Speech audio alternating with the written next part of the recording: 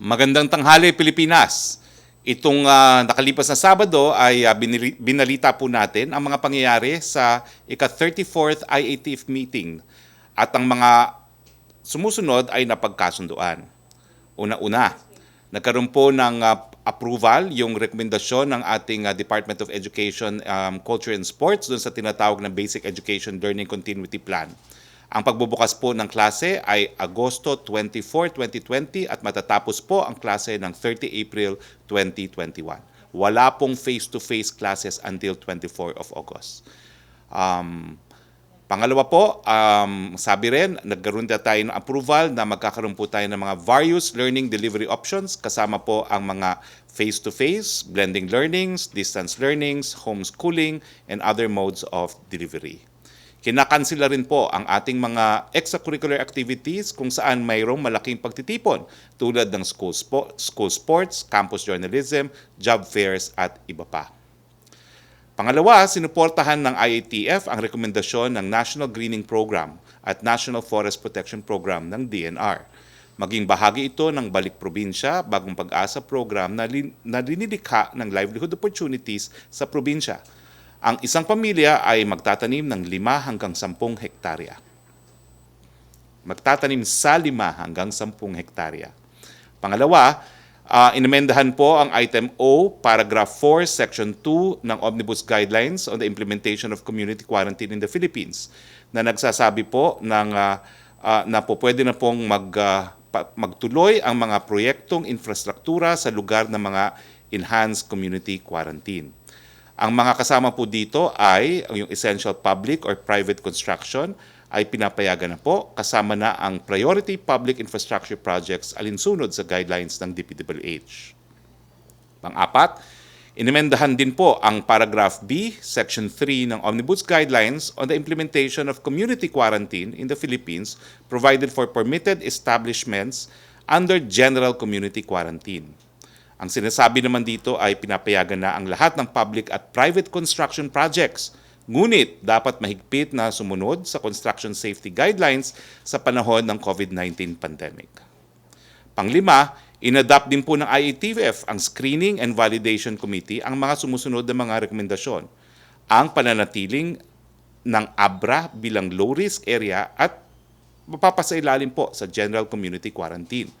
Ang pag-convene ng Regional Interagency Task Force at pag-report nito sa mga bagay-bagay na may kinalaman sa appeals for risk classification. Dumako naman tayo sa datos ng DOH. Ano na ba ho ang sitwasyon sa COVID-19 sa bansa? Makikita po natin sa graph, no? Unang-una, ang pinakahuling ulat, mayroon na po tayong 10,794 COVID-19 cases sa Pilipinas. Mabuting balita po, ang recoveries po ay tumaas, 1,924. Ang mga namatay ay 719. Ito po ang graph natin. Makikita natin na hindi naman po tumataas sa 300 yung mga bagong cases ng COVID at nung kailan nga po ay bahagyang bumaba ng mga nakalipas na araw. Yung mga namamatay po sa nakalipas na 3 araw, medyo po tumaas pero nakikita po natin na hindi na rin tumataas sa 26 no, ang mga namamatay po. Samantalang ang recoveries po, patuloy po ang pagtaas, may konting bahagyang pagbaba ng mga nakalipas na 2 araw pero makikita nyo po matarik yung linya ng mga nagre-recover. Ito naman po yung linya ng mga nagkakaroon ng mga bagong COVID-19 cases, yung yellow po, at nakikita natin na bagamat pataas, gradual naman po ang kanyang akyat at hindi po matarik. At makikita rin natin na tumataas yung mga nagre-recover at mukhang stable po yung mga numero ng mga namamatay. Ito naman po ang sitwasyon sa buong Pilipinas. Kung makikita nyo po, no? Talaga namang sa buong Pilipinas, kakaunti na po ang nasa red o yung tinatawag na critical. No? At makikita nyo na kasama pa rin sa critical ang Metro Manila at ang Davao. No? At dito po sa Metro Manila, makikita nyo po na yung mga critical areas, kasama po dyan ang Quezon City, ang City of Manila. Yan po yung may 2 pinakamataas na figura. Pangatlo po ang Parañaque, tapos ang Makati at ang Mandaluyong. Pero dito po sa mapa, ang nakasulat lang na critical, yung red na red, ay Quezon City at Manila. Okay? Kanina po sinabi ko yung tungkol sa mga construction guidelines na ilalabas ng DPWH, no? Well, ito na po ang guidelines. Unang-una po, kinakailangan po magkaroon ng inventory of works para sa mga construction sequencing na susundin at ipapatupad, no? Ito po ay para mapatupad nga po ang social distancing. Ang break time po ay dapat gagawin in a staggered manner. Dapat po patirahin sa maayos na quarters sa mga empleyado sa buong panahon ng proyekto na cover ng ECQ at GCQ. Kung walang matutulugan na quarters, magsasagawa ng prior deployment procedure sa bawat re-entry. Iwasan o bawasan ang mga kailangang gawin sa labas ng construction site. Limitahan ang bilang ng personnel na may gagawin sa labas ng construction site at mag-disinfect ng maayos pagbalik. Araw-araw na i-disinfect ang mga field offices, employees' quarters at iba pang mga common areas. Para sa mga concessionaires, contractors, subcontractors at suppliers, magbigay ng sapat na pagkain, malinis na inuming tubig, disinfectants at sabon sa kamay para sa kanilang mga in-house personnel. Araw-araw na pag-monitor ng pre- at post-health work condition ng mga trabahador, kagaya ng pagkukuha ng temperatura. Para sa mga government construction projects, ang mga safety officers ay kailangan gumawa ng daily health monitoring report at isalalim sa strict daily monitoring para siguraduhin na nakakasunod ang safety standards at quarantine protocols. Para sa government construction projects, ang DPWH engineers ay dapat magpatupad at ng pagsusuot ng personal protective equipment, PPE, sa lugar ng pinagtatrabahuhan. Ang mga contractors ng essential private construction projects under GCQ ay dapat magtalaga ng full-time safety officer na magsisiguro sa pagpapatupad ng social distancing measures. Ang regular na i-disinfect at ipatupad ang social distancing sa off-site employees' quarters at transport services. Iwasan ang sharing ng construction at office equipment. Pero kung kailangan, ito ay dapat i-disinfect bago ipagamit sa ibang mga trabahador. Magtalaga ng isolated loading and loading zone para sa lahat ng mga nagdi-deliver ng disposable na materyales at equipment. Lahat ng materyales at equipment na pinapasok sa construction site ay dapat na ma-disinfect. Pinagbabawal ang pagpasok ng mga non-essential personnel at bisita sa construction site, employees' quarters at field officers. Lahat ng personnel na papasok sa construction site on a temporary basis, halimbawa delivery truck, driver, mga inspektor, ay dapat nakalag at mag-check kung wala silang mga sintomas. Ang pagtitipon, alak at merrymaking ay mahigpit na pinagbabawal sa construction site. Gawing clustered at staggered ang deployment ng mga empleyado sa construction para mabawasan ang personnel contact at para mas madaling magkaroon ng contact tracing kung kinakailangan. Mag-establish ng tamang waste disposal para sa mga infectious waste kagaya ng PPEs at iba pang waste products. Samantala, lahat ng darating sa Pilipinas po ay sasailalim sa PCR testing at facility quarantine. Makikita natin sa slide ang prosesong pagdadaanan. Pagdating po ng ating mga kababayan, sila po ay magkakaroon ng orientation, yung basic quarantine orientation, tapos yung one-stop shop para sa mga dokumento, tapos sila po ay isa-swab. Samantalang nag-aantay po sila ng resulta, mga 2 hanggang 5 araw, sila po ay nasa facility quarantine.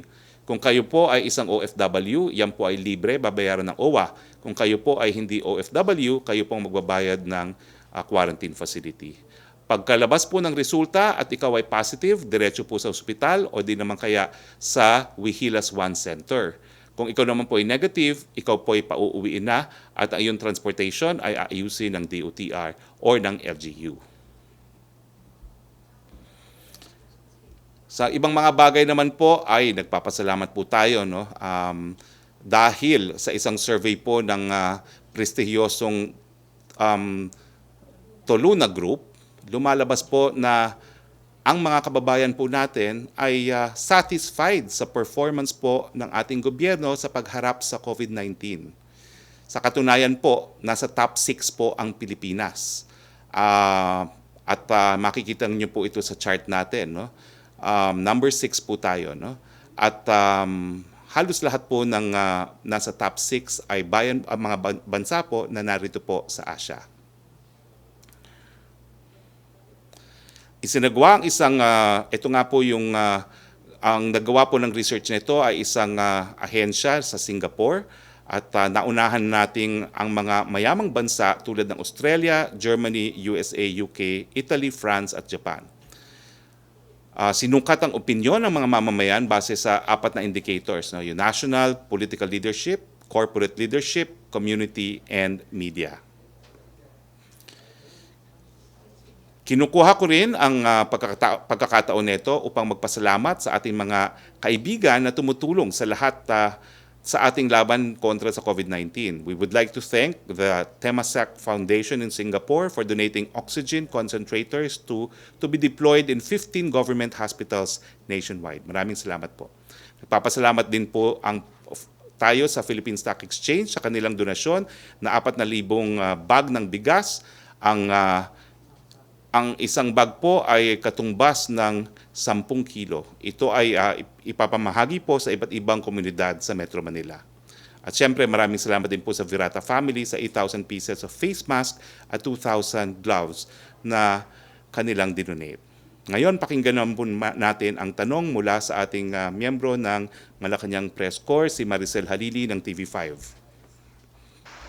Hi sir, magandang hapon po. Sir, kahapon natapos yung deadline for the distribution of SAP. Ang sabi po ng DILG, nasa 91% na raw po ng mga pamilya yun nakatanggap. So what will happen doon po sa almost 10% na hindi pa po nakakatanggap ng ayuda? And tama po ba na sabihin na for the second tranche, hindi na makakatanggap ng ayuda yung mga pamilya na nasa areas under GCQ and all 23 million families will come from areas under ECQ na lamang?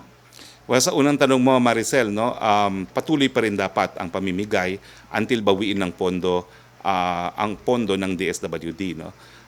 Tingin ko kung meron naman talagang basihan, baka mag-issue ng show cause letter ang DILG, pero ang importante po, makarating pa rin yung ayuda dun sa natitirang 91% na hindi pa po nakakatanggap.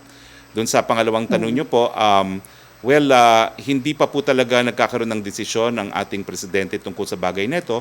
Kahapon, sana po kakausapin ko si presidente, pero hindi na po kami nag-abot, no, tungkol dito sa SAP. Pero mamaya po siguradong maitatanong ko po kung aprobado yung rekomendasyon ng IATF sa kanya tungkol dito sa issue ng ayuda. And sir, meron na po ba tayong target kung kailan po sisimulan yung second tranche? Well, dapat itong Mayo, no, kasi talagang it was intended for May, no. So I'm sure ngayong halos tapos na po yung first tranche ay sisimulan na rin po nila yung second tranche. Mm-hmm. Sir, regarding naman po dun sa recommendation ng Metro Mayor, I understand 10 out of 17 Metro Mayors yung in favor of ECQ extension.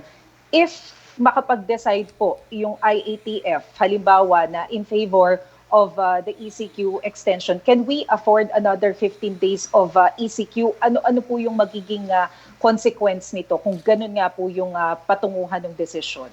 Well, I don't want to speculate kung ano talaga magiging rekomendasyon. Sa katunayan, ngayong araw po magpupulong pa ang IATF para isapinal yung rekomendasyon sa presidente at inaasahan natin na isusumitin naman yung rekomendasyon alas 5 ng hapon ngayon. No?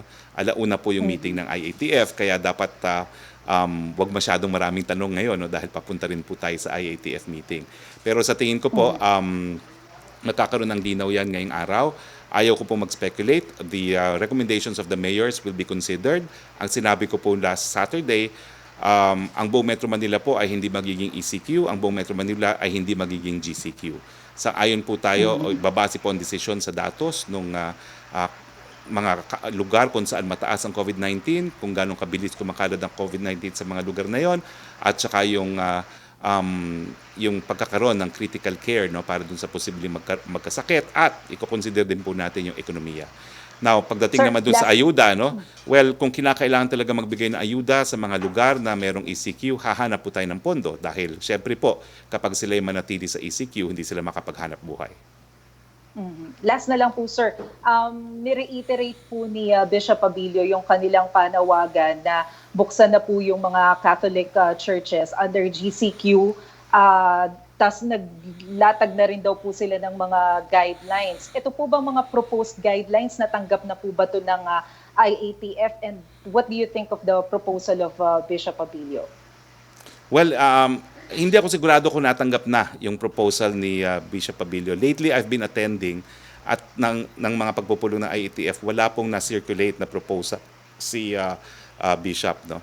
Well, I'm sure po na karamihan naman ng mga miyembro sa IATF ay sang-ayon na ipatuloy ang mga religious gatherings, pero ang sabi ko nga po nung binawi yan ng IATF, ang mga nagreklamo ay mga lokal na mga opisyalis din natin, no.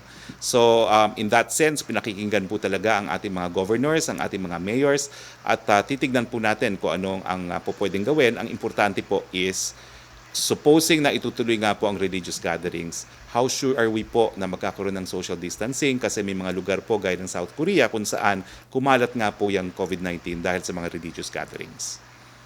Okay. Thank you, sir. Rocky?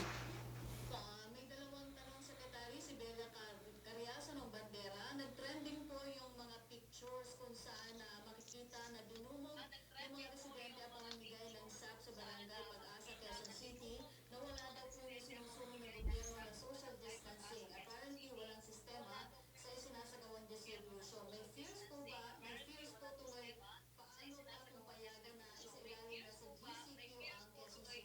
paano pa kung payagan na isailalim na sa GCQ ang Quezon City. Wala pa rin disiplina ang mga tao at may failure sa leadership allegedly ng mga nanunungkulan. Ano po ang direktiba ng palasyo dito? Well, unang-una, ito yung dahilan kung bakit naantala ang pagdidistribute ng SAP. No? Kasi nga, dati-rate, pag nagdidistribute tayo sa 4-piece, iniipon lang natin silang lahat sa isang multipurpose hall at isang araw, isang buwan ang bigayan, tapos na.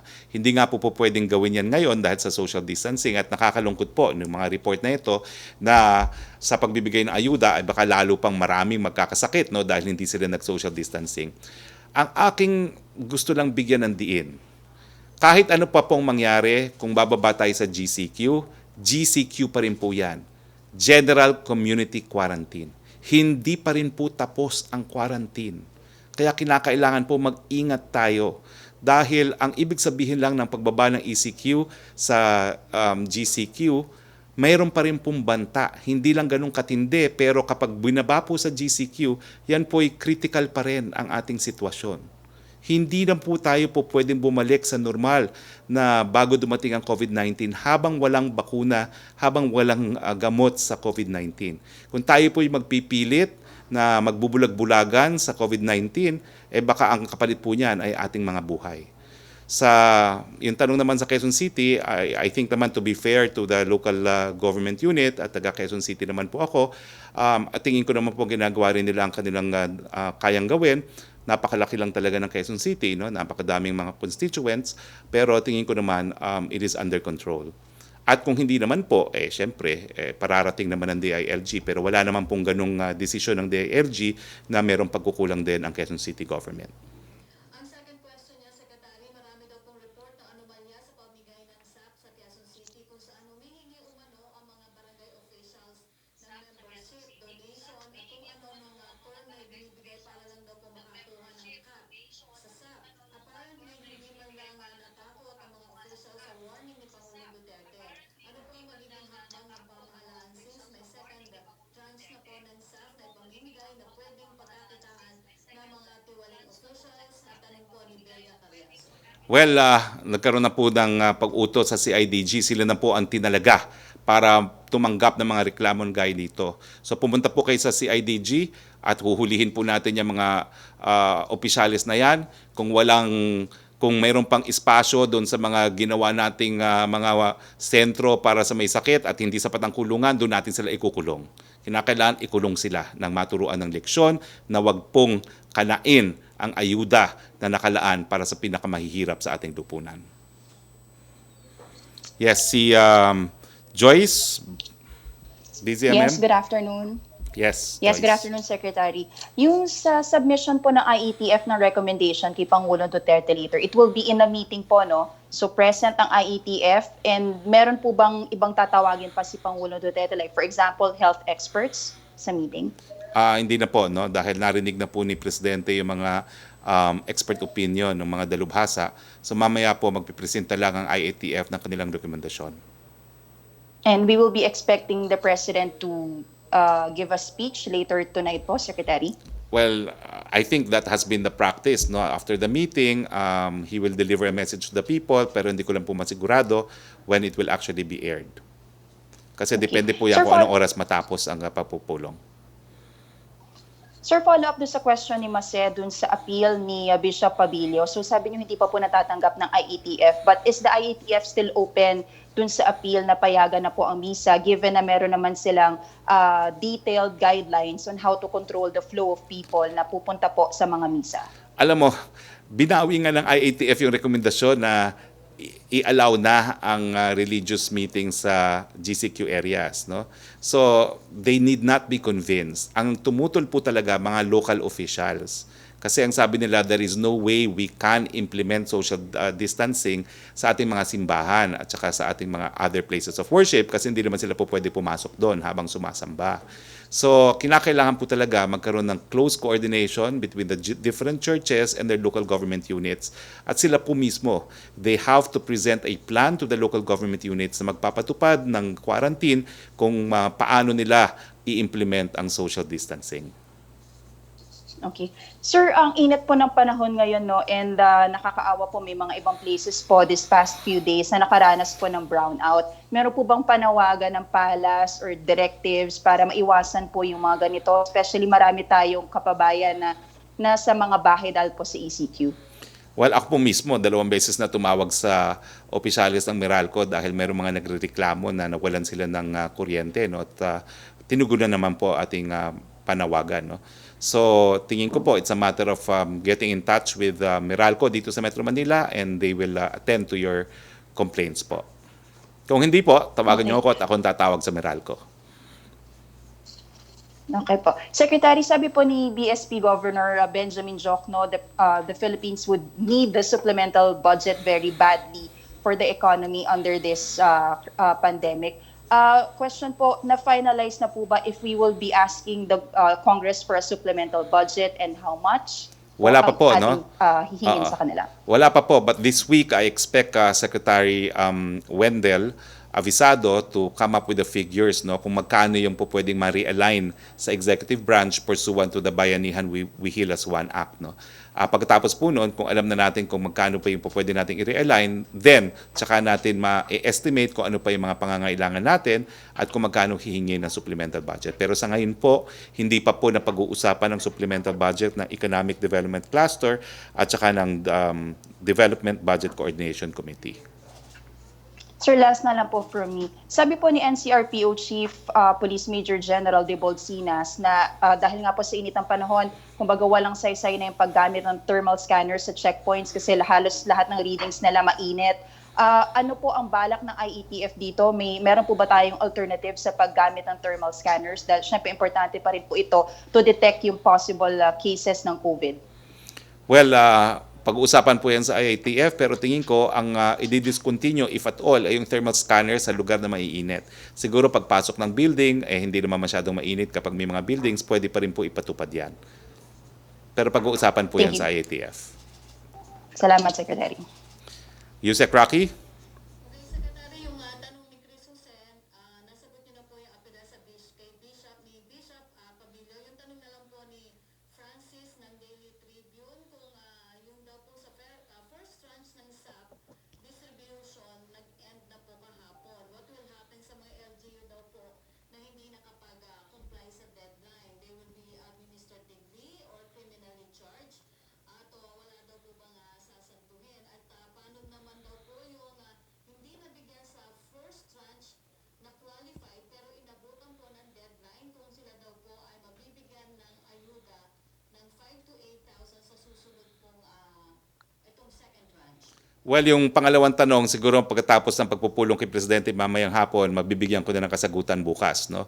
Ano yung mga mangyayari doon sa hindi pa nabibigyan? Kasi hanggang ngayon po, yung proposal na magbigay ng ayuda sa 5 million additional families ay hindi pa rin po na-aproban ng ating Presidente. Kung ma-aproban po yon, sigurado ako maraming hindi nakakuha na makakakuha for the first tranche. Ngayon, doon naman sa mga local government units na hindi pa nakakapagbigay ng 100%, ang ating mandato po ay pagpatuloy pa rin hanggang matapos yung 100% na yan.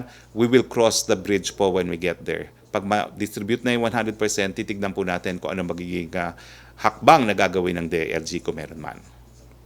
Second question niya, Secretary, kapag daw po nagpatuloy na yung international flights, will the passengers, American or not, still go through quarantine or not? Ang biyahe po daw kasi this July pa. Well, lahat po ng dumarating sa ating airports, mandatory PCR testing and mandatory facility quarantine until lumabas po ang PCR testing. Si Joseph Morong? Joseph? Pia. Pia muna daw. Hi sir, good afternoon. Yes, good afternoon, Pia. Opo. Sir, follow up doon sa magiging final recommendation ng IATF mamayang hapon. Gaano po kalaki yung bigat ng mga proposal ng Metro Manila Council, particular doon sa hiling po ng Metro Manila mayors na sana iisang guidelines lang for the entire region ang ipapatupad dahil sabi nila napakahirap kung magkakaiba yung protocols for every city at dapat Metro Manila daw po should act as one region. Well, as I said, no, bibigyan naman po ng halaga ang rekomendasyon ng mga Metro Manila mayors. Pero kung makita nyo nga po kanina yung graph na pinakita ko, no, medyo ang matindi po talagang dami ng COVID-19 ay nasa Quezon City at Maynila pa rin. Pangatlo po ang Parañaque. At makikita natin na yung mga ibang lugar sa Metro Manila hindi na po ganun kadami talaga yung mga kaso. Having said that, hindi rin po sinasabi na ECQ will be imposed on an entire city. Wala pa po ang ganung desisyon. Mamayang 1 o'clock pa po ang pulong ng IATF at doon pa lang po malalaman kung anong direksyon. Pero so far, wala naman po ako naririnig na isang buong city ang maka-quarantine. Ang narinig ko lang is some municipalities and barangays posibleng magkaroon pa rin ng ECQ. Pero pwede po yan magbago, no? Kasi ang datos dumarating po as we speak, no? Pero bukod nga po dun sa mga health considerations, nandyan din po yung konsiderasyon ng economics. Yung tanong na magkano maibibigay na ayuda sa mga lugar ng ECQ, isa rin po yan na dapat bigyan natin ng kasagutan. 205 billion po ang naibigay ng Kongreso para sa ayuda. Yan po ay mauubos sigurado doon sa first and sa second tranche ng ayuda. Kung kinakailangan po ng third tranche, kinakailangan hanapan po natin yan ng pagkukunan. Alright, sir. Sir, on another topic, you said on May 1 that DOLE will continue with the TUPAD and camp programs. Can we get an update on this, sir? I'll give you an update tomorrow, no? Kasi it's a matter of funding. But as a program, it's always existed and they will continue, no?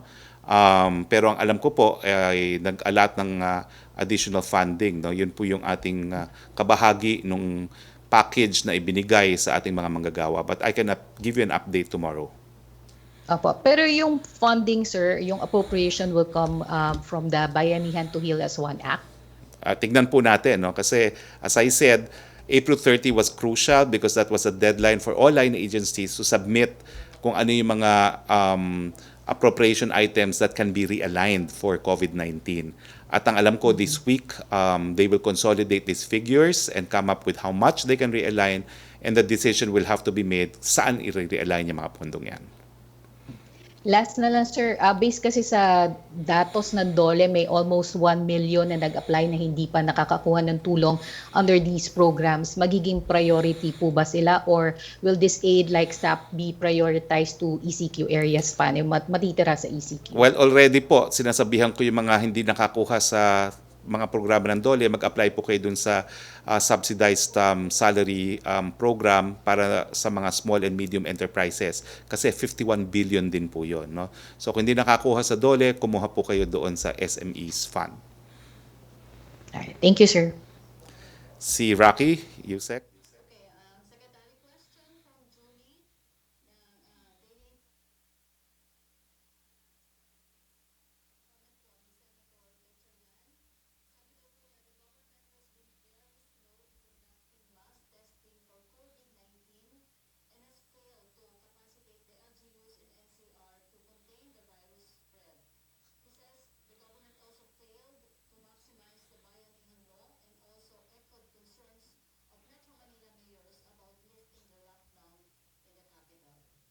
Well, unang-una po, no, hindi ko madidispute na medyo hindi natin nakamit yung goal na by April 30, meron ng 8,000 na daily testing ang DOH, na delay po tayo, no? Pero one thing that I can assure you is we're taking steps to increase our testing capacity. Kaya nga po tinalaga si Mr. Vince Dinson as the T3 SAR, no? The testing SAR. At dahil po dito, dumami na po yung ating mga facilities to conduct testing, no? And right now, we have, if I'm not mistaken, 23 or 28 testing centers, including the mega swabbing facilities, no? And we're aiming, of course, to eventually achieve 30,000 daily tests, no, using PCR. Bukod pa po ito doon sa proyekto ng pribadong sektor, yung Project ARC, and they envision at least 1 million rapid test kits, no, to be utilized on their employees as well as on the yung mga residente na nakapaligid sa kanilang mga negosyo, no? So, ang gobyerno nga po, bukod dun sa 30,000 a day, ninanais natin na 900,000 PCR tests ang magawa, at ang gobyerno alone is aiming for 2.2 million rapid test kits, no?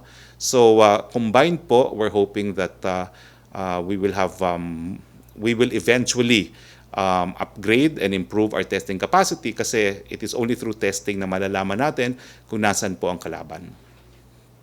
Yes, si Joseph Morong. Sir, good afternoon po. Sir, first question, no? So today, the President will meet with the IATF, tama, no? Yes po. Do we expect a decision today? Of course po. Okay. Sir, all right. Sa backlog, sir, do we know already, because I asked it last week, no? Yung backlog of tests natin, ilan? Wala pa pong figures na nasusupply ang DOH, but I asked for it, no? I asked for it. So I will continue asking for this figure from DOH.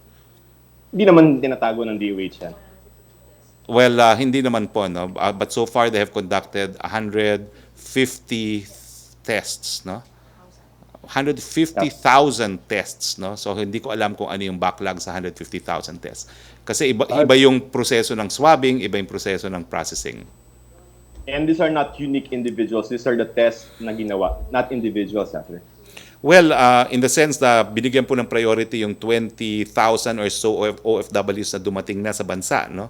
At kaya nga importante na sinara natin sa panandalian yung airport, no, dahil nga hindi tayo makakope doon sa requirement for quarantine facilities habang nag-aantay sila ng results ng PCR. Sir, the reason why I ask is, halimbawa, no, mag-shift tayo or even some of the cities shift from ECQ to GCQ, we can expect an uptick, no? At in some countries nangyari yan, nagluwag sila, nagkaroon ng uptick ng cases. Meaning to say, sir, that if we have a backlog and then by next week we shift to a less strict quarantine measure, how are we going to handle the additional cases when we still have backlogs during this period? Well, that's why nga po, I'm very careful about, saying whether or not we have flattened the curve. Dahil nga, titignan natin muna kung anong gagawin doon sa issue ng mga backlogs. Ang number one proposal po na narinig ko na is gamitin yung date of swabbing as a date of reporting para hindi naman po nagsaspike yung number of cases natin pag dumating na yung mga resulta ng PCR tests, no? And I'm going to prod the DOH to resolve this matter. Kasi talagang kung hindi natin gagawin yung itong paraan nito, parang biglang taas, no, dahil increase yung ating testing capacity. Another alternative is ang tinitignan nila is yung tinatawag na positivity, no, of the percentage of the total number tested, ano yung percentage na nagiging positive. At ngayon po, bumababa naman po yung percentage. Dati-rate, 10%. Ngayon, if I'm not mistaken, mga nasa 4%, no, which indicates na 7%, I stand corrected, no, which indicates na kahit papano, bumababa yung mga nagkakaroon talaga ng COVID cases, even if we have a backlog, no. And another proposal is to actually use yung case doubling rate, no. as a basis for concluding na na-flatten na yung curve. No? Dati-dati kasi, 2 to 3 days, dumodoble yung kaso ng COVID-19. Ngayon po sa Metro Manila, 5 days. And outside of Metro Manila, it's 7 days. So ito po yung mga iba-ibang pamamaraan para matrack natin if we are really able to flatten the curve. Pero sa presentation ko po ngayon, hindi na nga ako nag-komento if we're flattening the curve kasi gusto ko munang ibigay sa akin ng DOH yung datos sa backlog. And we agreed last Saturday that DOH will come up with this figure this week. Alright, sir, addressing fears ng public, no? Na pag sinabi nila na, halimbawa, nasa ECQ tayo and then we shift to GCQ na medyo mas maluwag ng konti but there's still quarantine measures, baka dumami yung cases. Well, alam niyo po, nasa kamay natin yan eh. Kasi ECQ, GCQ, yung CQ nandun pa rin. We are still under community quarantine. Life will not be back to normal hanggang wala pong bakuna, habang wala pong sakit. Sa mga darating na araw, papakita ko sa inyo kung ilan lang ang hospital natin, yung mga kama ng hospital, yung critical care beds, at yung capacity ng Willie as one. At makikita nyo na kapag hindi tayo nag-social distancing, hindi tayo nag-good hygiene, talagang mauubos po yung ating capacity. So, whether be it ECQ, GCQ, may CQ pa rin po yan, we are still under community quarantine. Nasa kamay po natin kung anong mangyayari kung tataas o bababa ang kaso ng COVID-19. Sir, can we handle an additional number of cases when we shift to GCQ? Well, the decision whether or not we will shift from ECQ to GCQ is precisely the issue of can we provide critical care to those who might get sick. At ngayon naman po, nakikita natin na we have capacity to take in more critical care patients. Kaya nga po, merong mga areas that will be declared under GCQ instead of ECQ. But we have to be very careful. Ulitin ko po, meron pa rin community quarantine, whether be it enhanced or general. Sir, would you confirm that there are at least 3 suggestions from the MMC, yung ECQ extend, GCQ na transition, and then yung modified GCQ? Alam mo na, naguguluhan ako because I read the papers, no? And of course, some say that these are the 3 proposals. And then I read another report na it's not true daw, no? That there was no voting and that the MMDA will look into this and who looked into it, no?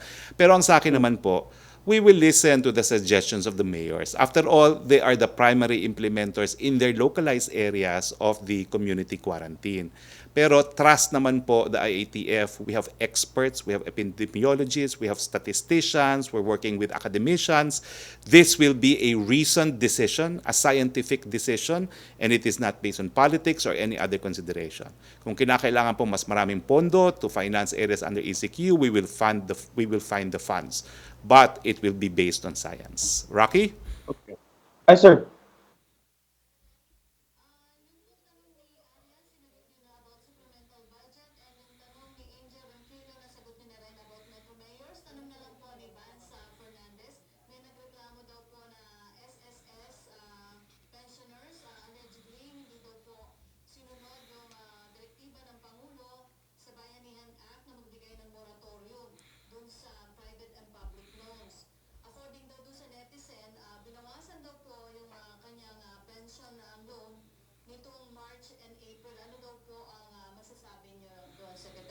Well, we will call the attention po of SSS kasi matter of law po ito.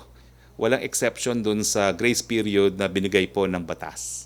So we will call the attention of the SSS. Ano daw po ang reaction ng state ng Palace kung po sa pahayag ni Congressman Lito Atienza na pointing the blame daw po on House Speaker Cayetano for the delay of the renewal of the ABS-CBN franchise. Well, kaibigan po ng matalik tong si Manong Lito pero we leave that matter being an internal matter within Congress to them to resolve. No? Bahala na po ang Kongreso dyan dahil sila naman ang makakadesisyon dyan. Si Trish Tejada ng CNN Philippines. Sir, good afternoon po. Sir, I understand at this wala pa pong decision if areas under ECQ right now will shift to GCQ. But it looks like the direction is there will be some easing, whether it's ECQ or GCQ. So kagaya po nung nabanggit kanina, no, yung problema po is yung disiplina. How does the IATF plan to address itong problema to? Kasi kahapon, sir, nakita nga po natin na wala pang ECQ pa nga, nagka-crowd na ulit yung mga tao just because there's a special occasion. And we'll be seeing more participation, for example, from the police and military in terms of implementing, sir, yung mga sistemang nilalagay natin ngayon. Well, talaga pong mas mahirap mag-implement kasi makakalabas ng bahay, magkakaroon ng transportasyon. Ang lesson learned natin, kung talagang gusto pala natin panatiliin sa kanya-kanya mga tahanan, tanggalin ng public transport at talagang mas marami talagang hindi na makakaalis sa kanilang mga bahay. No? So we acknowledge this will be a tougher situation under GCQ, pero ginagawa po natin to dahil kinakailangan naman magkaroon ng hanap buhay. Ultimately po, hihingi namin ang kooperasyon ng lahat. Uulit-ulitin ko po at the point of being redundant, habang walang bakuna, habang walang gamot, kinakailangan social distancing. At saka kung po pwede pa rin, kung hindi kinakailangan lumabas ng bahay, wag na munang lumabas ng bahay. Kaya nga po yung mga guidelines natin for malls, for instance, hindi po pwedeng mag-malling. Kaya 26 degrees po ang temperatura dyan nang wala pong tumatambay. No? Pero kapag wala po talagang disiplina, well, we can only embark on a dissemination campaign on the value of social distancing, pero kung wala po talagang kooperasyon, nako, marami pong magkakasakit sa atin. So sa mga darating na panahon, pagpaumanhin nyo po, pero mananakot ako. Ilalabas ko po talaga kung ilan lang ang kapasidad natin at ilalabas ko yung mga models na magpapakita na kapag hindi nag-social distancing, kung ilan ang makakasakit sa atin. Magalit na po kayo, pero ilalabas ko po ang katotohanan. Kaya kinakailangan, disiplinahin natin ating mga sarili. Kumbaga, sir, is the IATF considering na maglagay ng mga, not necessarily police or military, but at least patrol people na parang to at some point binibaby yung mga tao just to make sure na na-enforce yung social distancing, especially in areas of convergence like public transportation po? Well, siyempre po, nandiyan pa rin yung ating enforcement, no, law enforcement. No? Unang-una, sila ang magpapatupad ng social distancing sa lahat po, sa transportation, sa pila, sa mga malls. No? At sila rin po yung magche-check ng IDs para masigurado na yung mga kabataan at saka yung mga seniors na wala naman trabaho at hindi naman na kinakailangan lumabas ay dapat manatili sa kanilang mga tahanan.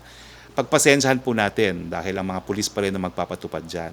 Alam ko po na minsan feeling nyo agrabyado kayo kapag sinisita kayo ng mga pulis, pero kung hindi po naman na gagawin to, talagang marami pa rin po talaga magiging pasaway.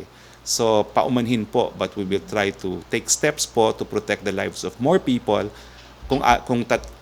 despite the fact po na talagang merong ilang mga pasaway sa atin. Sir, lastly, doon po sa Balik Probinsya program, once it's implemented, how is the government going to make sure na lahat po ng mga makakabalik ay may aasahang trabaho po doon sa kanilang probinsya? In fact, yung mga lugar po na pinapilot natin, isa po sa konsiderasyon yan. Dapat merong mga hanap buhay na nag-aantay doon sa mga magbabalik probinsya. May isa pong nag-a-apply, yung District 5 ng Pangasinan. No? Nag-a-apply po sila maging pilot kasi meron silang bagong economic zone doon. No? At ito po yung pinarating sa akin ni Congressman Gico na pinagbigay alam ko naman kay GM Escalada na siyang tumatayong Executive Director po ng Balik Probinsya Program. So ganyan po yung dynamics niyan. Doon sa pilot area, sisiguraduhin naman natin na merong hanap buhay na nag-aantay doon sa mga pupunta sa probinsya. Salamat po. Thank you, Secretary. Yusek Roque.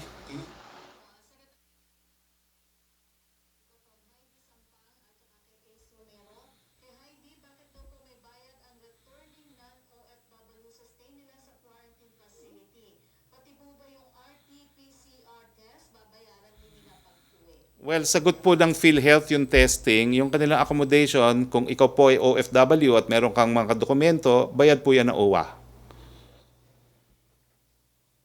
Yung tanong naman po ni Ace Romero, since government will consolidate data on uncommitted funds this week, is the government expected to decide this week whether to seek a supplemental budget from Congress? Hindi ko po alam kung this week magkakaroon ng ganyang decision. As I said, meron po tayong Economic Development Cluster at saka Development Budget Coordination Committee na siyang magdedesisyon po kung hihingi ng supplemental budget at kung magkano. So I'm not sure if it is this week, pero kung ang determination po despite the power to realign, meron pa rin kakailanganing pondo dahil nga hindi natin alam kung kailan po matatapos itong COVID-19, sigurado po maghahanda sila ng supplemental budget. Pero wala pa po yan in the near future. Okay, salamat po. Secretary, yan po yung ating mga nakuhang tanong mula sa Malacañang Press Corps. Okay, kung wala na pong ibang katanungan, maraming salamat Yusek Roque, and as usual, ito po yung pong Spokesperson Roque nagsasabing keep safe and healthy. Magandang tanghali po sa inyong lahat.